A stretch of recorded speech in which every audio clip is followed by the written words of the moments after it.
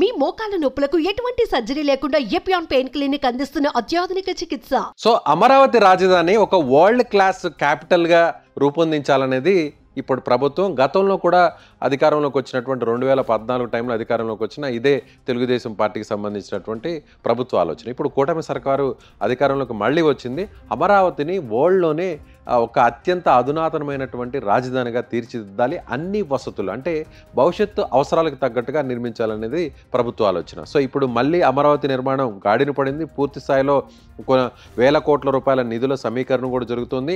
నిర్మాణానికి సంబంధించి కూడా అమరావతి రాజధానిని ఒక ఐకానిక్ మోడల్లో డిజైన్ చేసి సో దాన్ని ఒక దేశంలోనే ఒక అత్యంత అధునాతనమైనటువంటి భవనాలతో అత్యంత ఆకర్షణీయమైనటువంటి ఆకృతులతో కూడినటువంటి భవనాలను రూపొందించడానికి ప్రభుత్వం సిద్ధమైంది. గతంలో 2014-19 టైంలో సో అమరావతి రాజధానికి సంబంధించి నిర్మాణ పనులను ఈ ఐకానిక్ బిల్డింగ్స్ అంటే మనం ఇక్కడ చూడవచ్చు, ఎక్కడా కూడా అంటే ఒక చెప్పాలంటే ఒక అధునాతనమైనటువంటి బిల్డింగ్తో పాటు వరల్డ్ క్లాస్ అంటే ఎవరూ ఊహించని విధంగా ఒక క్యాపిటల్ సిటీని నిర్మించేందుకు, ఒక ఐకానిక్ బిల్డింగ్స్ నిర్మించేందుకు లండన్కి సంబంధించినటువంటి నార్మన్ పోస్టర్స్ సంస్థకు ఈ టెండర్లు దక్కించుకున్నాయి. అంటే ఈ అమరావతి ఐకానిక్ బిల్డింగ్, అమరావతి రాజధానిలో అసెంబ్లీ, హైకోర్టు బిల్డింగ్ ఈ రెండు కూడా ఒక ఐకానిక్ బిల్డింగ్స్గా రూపొందించబోతున్నారు. దీనికి సమాంతరంగా మరొక 5 బిల్డింగ్స్ను కూడా టవర్లు నిర్మించబోతున్నారు. ఈ 5 టవర్లను కూడా హెచ్ఓడి కార్యాలయాలు, హెచ్ఓడి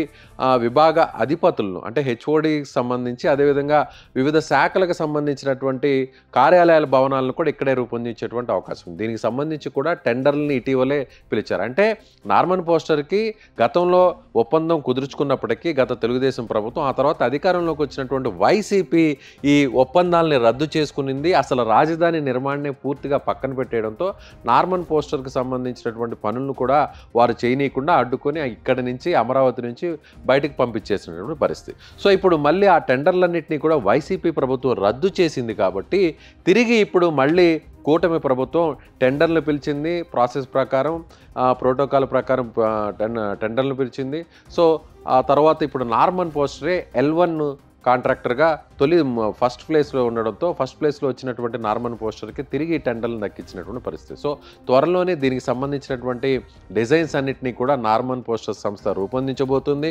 సో ఇది అసెంబ్లీ భవనంతో పాటుగా హైకోర్టు బిల్డింగ్ సంబంధించినటువంటి డిజైన్స్ను కూడా పూర్తి చేయబోతుంది నార్మన్ పోస్టర్స్ సంస్థ.